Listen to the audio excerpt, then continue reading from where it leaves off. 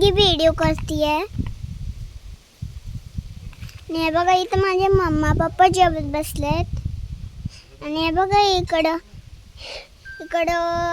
आम्ही आमच्या फार्म हाऊसमध्ये निसर्ग किती छान आहे आणि मी आत्ताच फ्रेंड्स करून आले. छान आहे ना.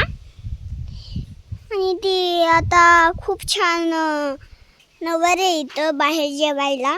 माझे मम्मा पप्पा बाहेरच जेवतात बघ तिकडे. छान आहे ना. हे निसर्ग आम्हाला विसरायचं नाही पण मी मोठी झाल्यावर विसरणार आहे. सगळं इथं पुढे जेट्टी आहे.